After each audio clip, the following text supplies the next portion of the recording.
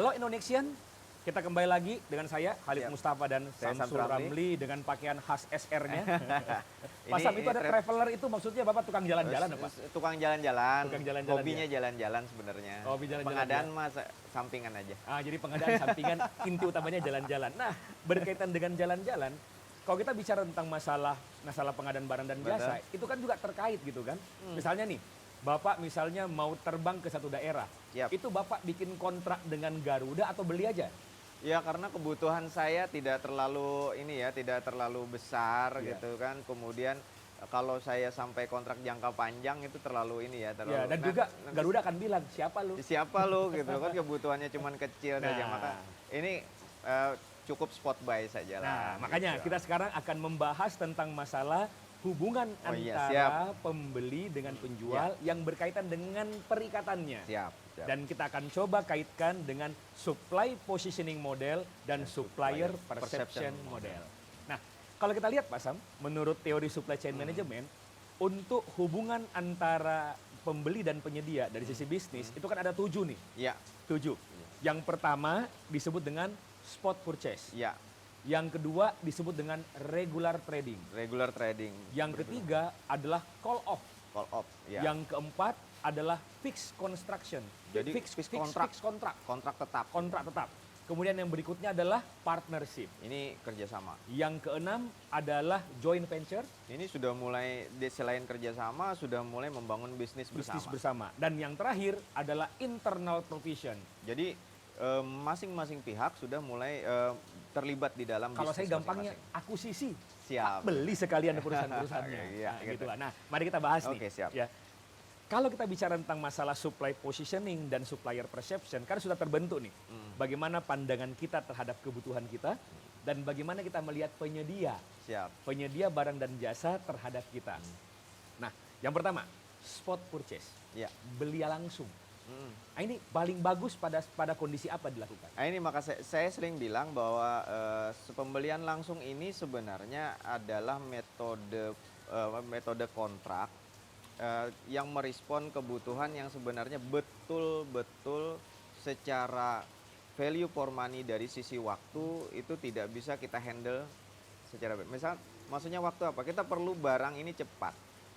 Sehingga kalau misalkan barang ini cepat, kita tidak bisa lagi memilih penyedia mana yang akan kita ajak kerjasama. Ya.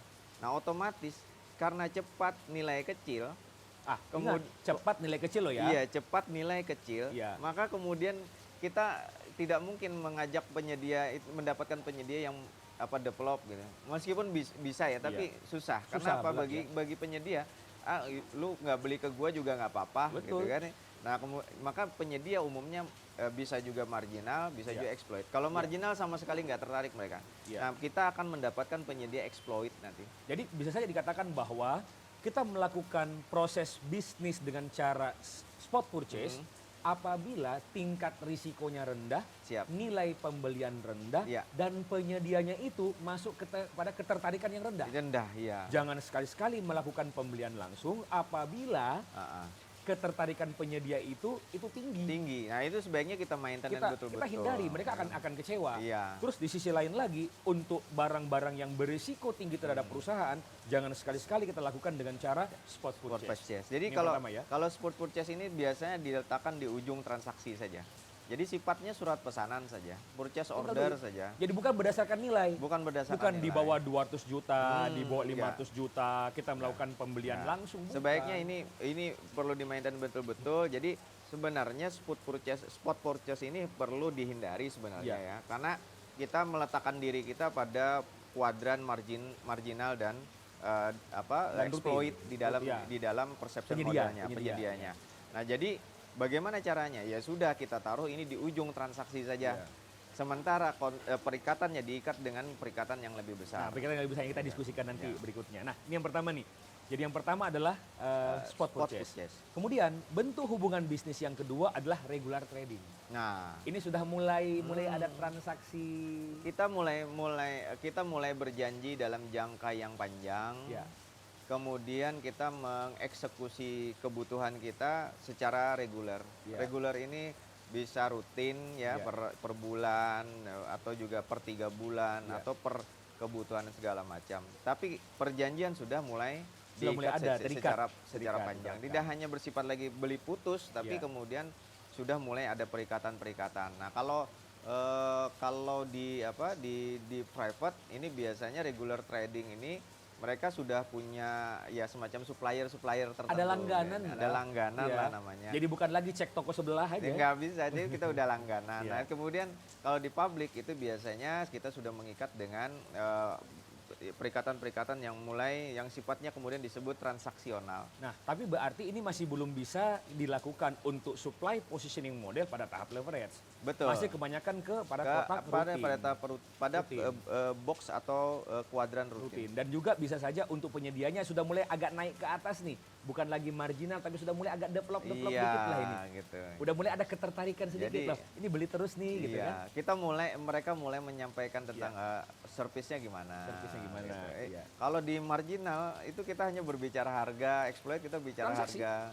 Jadi level service nggak bisa dinaikin, harga aja gitu kan. Jadi tapi ini kemudian mereka mulai menawarkan service. Nah, Iya. makanya kita mulai reguler. Reguler gitu ya. Itu yang kedua. Sekarang yang ketiga adalah call off. Nah, kalau call off kontrak ini adalah perjanjian dalam skup jumlah yang besar, tapi perbagian Oh, masih terpisah gitu ya. terpisah. Nah, kalau Masih terpisah. ini sebenarnya kebutuhan-kebutuhan yang tidak tidak reguler, Iya.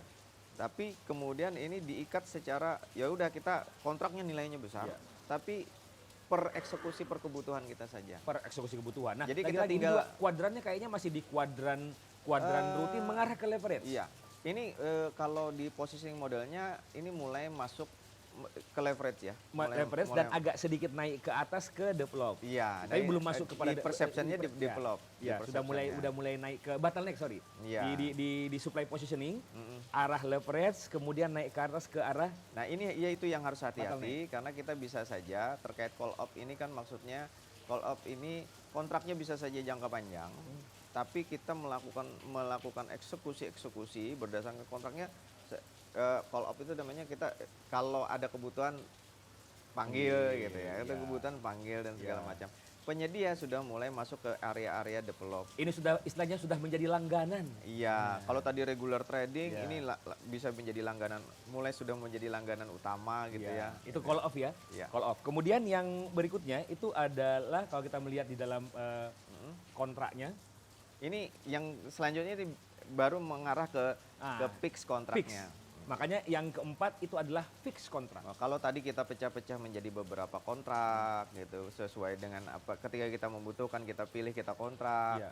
Ini mulai masuk ke ini fix kontrak. Fix kontrak. Nah, ini berarti sudah masuk ke leverage. Sudah Sudah masuk ke leverage. Nah, kalau ini kalau kebutuhan kita bisa kita konsolidasikan kemudian berada di kuadran leverage, maka kan perikatan kontrak kita sebenarnya ada pada poin harga saja. Betul. Karena kualitas standar. Ya. Nah, maka pada dengan perikatan fix kontrak ini kita perlu mendapatkan penyedia-penyedia yang sifatnya develop ya. Ya, Perlu develop. seperti develop. Walaupun mungkin ke arah exploit masih bisa sedikit lah. Masih gitu ada. ya. Makanya kemudian Masih ada. kalau kita ketemu dengan pasar yang exploit, Ya. di dalam fix kontraknya betul-betul syarat-syarat kontrak, syarat-syarat umumnya harus jelas, betul. Biar jelas kewajibannya. Jadi karena memang kebanyakan justru malah di pasaran ini yang namanya fix kontrak itu untuk penyedia yang exploit. Nah, Sehingga perikatan hak dan kewajiban para pihak harus didefinisikan secara iya. jelas. Jadi ini fix kontrak inilah yang paling umum ada di kita. Umum. Paling Yang umum namanya ada di kita. kita kenal sekarang dengan kontrak harga satuan, Ada, kontrak lumsum, ya. kontrak tahunan lah. Iya, Kontrak ada tahunan. SPK, ada SPK, surat perjanjian. iya. itu Itu namanya mulai adalah seperti fix kontrak. Nah, Fix kontrak. kemudian perikatan yang kelima disebut dengan partnership, Hmm, kemitraan. kemitraan. Ini kita mulai mengadakan kontrak yang lebih panjang dari yang biasanya. Iya. Biasanya kalau kontrak fix kontrak itu 1 tahun Nah, misalkan. ini multi years. Ini mulai Multi-years bisa kontrak. multi years. Ini Iya. untuk kebutuhan-kebutuhan yang mengikat sebenarnya. Kebutuhan-kebutuhan yang mengikat yang tidak mungkin kita bisa hindari.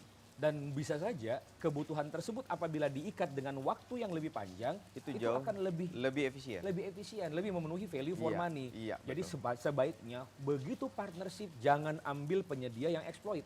Jangan. Ini sudah wajib mutlak kita harus harus membentuk penyedia itu menjadi develop. ya develop Kalau atau bahkan tidak core. itu core. atau bahkan core. Ini sudah paling tinggi Iya. kalau gitu. Untuk yang partnership. Kemudian yang keenam adalah joint venture. Nah, kalau joint venture ini kemudian ini sudah mulai sifatnya investasi. Biasanya ini untuk kebutuhan-kebutuhan yang berbentuk aset ya. Betul. Berbentuk aset. Kita perlu bisa saja ini kalau joint venture itu kan biasanya dalam dunia private itu kita mulai masuk investasi dana. Investasi. Jadi sudah mulai kita menginvestasi ke perusahaannya, ke Terus kemudian penyediaannya. kita memberi insentif kepada kepada penyedia, kemudian kita berbarter sumber daya. Ini udah pasti core kalau ini, udah Iya, nggak ada core. alasan lagi masuk kepada marginal, exploit atau develop, udah tidak ada lagi. Meskipun dapat develop juga, nanti develop itu yang potensial untuk menjadi core. Dan ya sudah mengarah ke Iya, sebelah kanan. betul sekali. Dan yang paling terakhir adalah internal provision, akuisisi. Ini sudah harus kita mulai Anak dipikirkan perusahaan. gitu kan, kita tidak bisa lagi bekerja sama seolah-olah kita dua pihak yang berbeda. Betul. Ini kita sudah menjadi satu kesatuan utuh. Ya. Kemudian ya macam-macam. Nanti kalau kita posisinya tinggi, posisinya kuat, kita sebagai pembeli yang kuat, kemudian sumber dana kita besar, akhirnya kita mengakuisisi. Nah, ini biasanya ada pada kontrak-kontrak yang disebut dengan KPBU ya. Iya, Kerjasama pemerintah dan badan usaha. Nah, ini yang kebijakan pemerintah yang sekarang itu mencoba menarik pasar itu menjadi bagian dari pemerintah. Nah, KPBU ini namanya. Misalkan kita bangun tol, ini mulai kita menarik dunia swasta menjadi bagian dari pemerintah, sehingga mereka nanti investasi dana dari mereka. Kalau dana dari mereka ini udah mulai joint venture sebenarnya, tapi mulai mengarah ke Jadi mulai mengarah kepada internal Internal provision. provision. Mungkin sama seperti ini Pak Sam, bagaimana pembentukan anak perusahaan. Betul seperti itu. Karena gini, ketika kita ya anggap saja akuisisi misalnya, kita mulai mengaudit mereka, kita mulai menilai ada perikatan yang namanya open book costing gitu. Jadi pembukuan terbuka bersama. Kan ada banyak kesalahan nih. Banyak perusahaan-perusahaan di luar sana membentuk anak perusahaan dari nol untuk melaksanakan pekerjaan atau melaksanakan kebutuhan daripada induk perusahaan. Iya. Padahal yang sebenarnya itu adalah anak perusahaannya harus terbukti dulu di luar sana, Iya, betul. kemudian diakuisisi. Ini yang salah gitu, karena memang mereka mau merespon pasar. Karena ini tadi saya bilang, itu sebenarnya penyedia yang memiliki anak cabang, anak perusahaan segala macam, tapi tidak dalam kerangka internal provision itu adalah penyedia-penyedia exploit ya. yang mencoba meraih pasar yang pas nilai project yang besar di pemerintahan, tapi sebenarnya mereka daya tariknya kurang gitu. Ya, saya mencoba untuk menyederhanakan ketujuh hubungan ini. Coba Pak Sam ya.